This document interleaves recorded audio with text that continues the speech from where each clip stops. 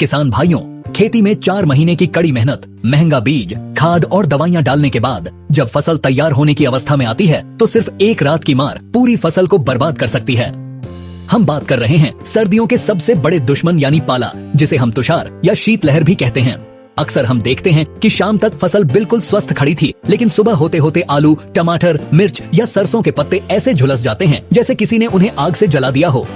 यह सब होता है तापमान के 0 डिग्री के पास पहुंचने से। आज की इस वीडियो में हम आपको पाले से बचने के लिए हवाई बातें नहीं बल्कि 100% वैज्ञानिक और ऐसे देसी तरीके बताएंगे जिनका रिजल्ट खेतों में साबित हो चुका है। आज हम बात करेंगे कि खेत की मेड़ पर कौन सी फसल लगाने से ठंडी हवा रुकती है, मौसम विभाग की चेतावनी का सही इस्तेमाल कैसे करें और वो कौन से 20 से 30 रुपए के देसी फॉर्मूले हैं जो आपकी लाखों की फसल बचा सकते हैं। इसलिए डायरी और पेन लेकर बैठें और वीडियो को अंत तक बहुत ध्यान से सुनें, क्योंकि यह जानकारी आपकी फसल की जीवन रक्षक है। सबसे पहले हमें यह समझना होगा कि पाला हमारी फसल को नुकसान कैसे पहुंचाता है। विज्ञान का एक सीधा नियम है कि जब पानी जमता है और बर्फ बनता है तो उसका आकार बढ़ता है, यानी वो फैलता है। ठीक यही प्रक्रिया आपके पौधे के अंदर होती है। पौधों की नसों में पानी दौड़ता है। जब ठंड बहुत ज्यादा बढ़ जाती है तो यह पानी पौधे की कोशिकाओं या सेल्स के अंदर ही जम जाता है। बर्फ बनते ही यह फैलता है और पौधे की अंदरूनी नसों को फाड़ देता है। इससे पौधे का सिस्टम फेल हो जाता है और पत्तियां काली पड़कर सूख जाती हैं। इसलिए हमारा मुख्य उद्देश्य पौधे के अंदर के पानी को जमने से रोकना है। अब बात करते हैं बचाव की। इसमें सबसे पहला और सबसे महत्वपूर्ण पॉइंट है मौसम की जानकारी और पहले से तैयारी। ज्यादातर किसान भाई गलती यह करते हैं कि वो पाला पड़ने वाली रात का इंतजार करते हैं। किसान भाइयों, अगर आप शाम को 4 बजे तैयारी शुरू करेंगे तो बहुत देर हो चुकी होगी। आपको आजकल के टेक्नोलॉजी के दौर में सतर्क रहना होगा। अपने मोबाइल पर मौसम विभाग की जानकारी पर नजर रखें। अगर मौसम विभाग यह चेतावनी देता है कि अगले 2 से 3 दिनों में तापमान 4 डिग्री सेल्सियस से नीचे जाएगा या शीतलहर चलने वाली है, तो आपको अपनी तैयारी 48 घंटे पहले ही शुरू कर देनी चाहिए।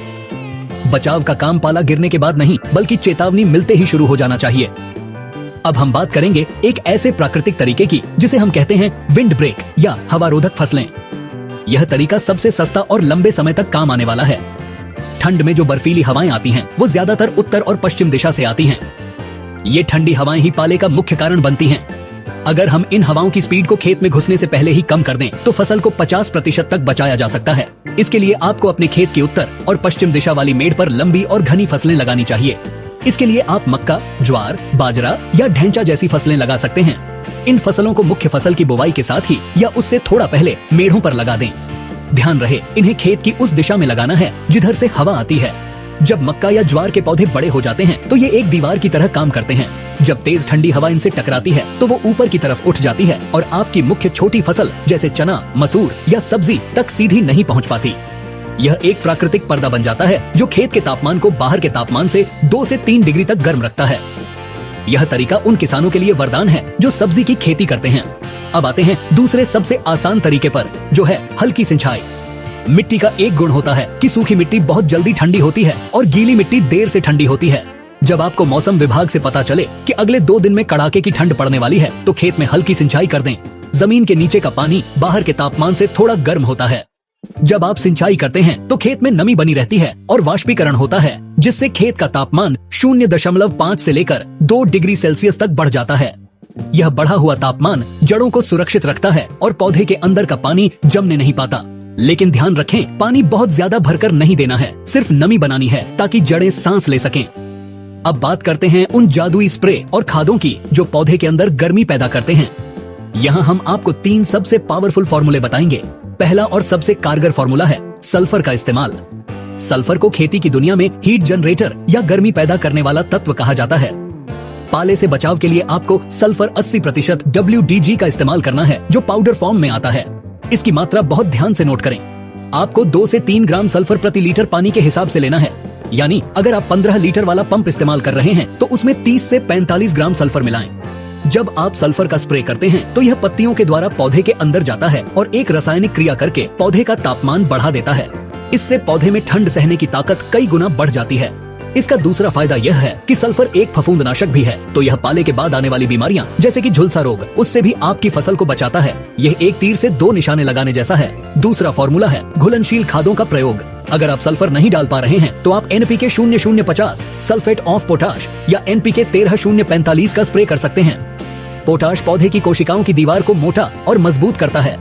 जब कोशिका की दीवार मजबूत होती है तो ठंड उसे आसानी से फाड़ नहीं पाती। इसकी मात्रा आपको 5 से 8 ग्राम प्रति लीटर पानी रखनी है। पोटाश पौधे में गाढ़ापन लाता है और विज्ञान कहता है कि गाढ़ा पानी जल्दी बर्फ नहीं बनता, इसलिए पोटाश का स्प्रे ठंड में बहुत बेहतरीन रिजल्ट देता है। तीसरा फॉर्मूला उन फसलों के लिए है जिनमें फूल आ रहे हैं। अगर आपकी फसल में फूल आने की अवस्था है और ठंड पड़ रही है तो सबसे ज्यादा नुकसान फूलों का झड़ना होता है। इसे रोकने के लिए आप बोरॉन 20% का इस्तेमाल करें। मात्रा रहेगी 1 ग्राम से 1.5 ग्राम प्रति लीटर पानी। बोरॉन फूलों के डंठल को मजबूत करता है और परागण की क्रिया को चालू रखता है, जिससे ठंड में भी फल सेट हो जाते हैं। आप चाहें तो सल्फर और बोरॉन को मिलाकर भी स्प्रे कर सकते हैं। यह पूरी तरह सुरक्षित है। अब हम बात करते हैं उस देसी जुगाड़ की जो बेहद सस्ता है, लेकिन इसका असर देखकर आप हैरान रह जाएंगे। यह है ग्लूकोज और गुड़ का प्रयोग। जब कड़ाके की ठंड पड़ती है और सूरज नहीं निकलता तो पौधे अपना भोजन नहीं बना पाते, जिसे हम प्रकाश संश्लेषण कहते हैं। वो क्रिया रुक जाती है, पौधा भूखा और कमजोर हो जाता है और कमजोर शरीर पर ही बीमारी या ठंड का असर सबसे पहले होता है। ऐसे समय में हमें पौधे को ऊपर से तुरंत एनर्जी यानी ताकत देने की जरूरत होती है। इसके लिए आप ग्लूकोज डी का इस्तेमाल कर सकते हैं वही ग्लूकोज जो हम गर्मियों में पीते हैं।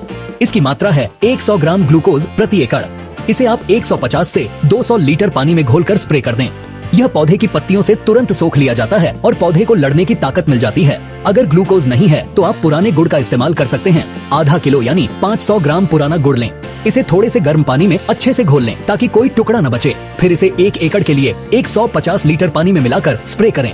गुड़ में कार्बोहाइड्रेट और कई सूक्ष्म पोषक तत्व होते हैं जो पौधे को स्ट्रेस यानी तनाव से बाहर निकालते हैं। बस गुड़ का स्प्रे करते समय यह ध्यान रखें कि खेत में इल्ली या चींटियों का प्रकोप न हो, नहीं तो वे मिठास की वजह से आ सकती हैं। सुरक्षा के लिए आप इसमें कोई हल्का कीटनाशक मिला सकते हैं। इन सब उपायों के अलावा एक पारंपरिक तरीका भी है धुआं करने का। अगर किसी वजह से आप स्प्रे नहीं कर पाए और रात को अचानक ठंड बढ़ गई तो रात के 11 या 12 बजे के आसपास खेत के उत्तर पश्चिम दिशा में जिधर से हवा आ रही हो वहाँ मेड़ पर कूड़ा करकट, सूखी घास या पत्तियां जलाकर धुआं करें। ध्यान रहे, हमें आग की लपटें नहीं चाहिए, हमें सिर्फ धुआं चाहिए। यह धुआं पूरे खेत के ऊपर एक चादर बना लेता है जो जमीन की गर्मी को ऊपर आसमान में जाने से रोकता है। इसे हम ग्रीन हाउस प्रभाव कहते हैं। इससे खेत का तापमान 3 से 4 डिग्री तक बढ़ सकता है, जो फसल बचाने के लिए काफी है। तो किसान भाइयों, निष्कर्ष के तौर पर आपको इन बातों का ध्यान रखना है। पहला, मौसम विभाग की चेतावनी पर 2 दिन पहले ही एक्टिव हो जाएं। दूसरा, खेत की मेड़ पर मक्का या ज्वार की रक्षक फसलें जरूर लगाएं, यह परमानेंट इलाज है। तीसरा, मिट्टी में नमी बनाए रखें। और चौथा, सल्फर 80% WDG का 3 ग्राम प्रति लीटर के हिसाब से स्प्रे करें। अगर दुर्भाग्य से पाला लग भी गया है तो निराश न हो, तुरंत अगले दिन मैनकोजेब और कार्बेंडाजिम फंगिसाइड का स्प्रे करें और साथ में कोई अच्छा टॉनिक मिला दें।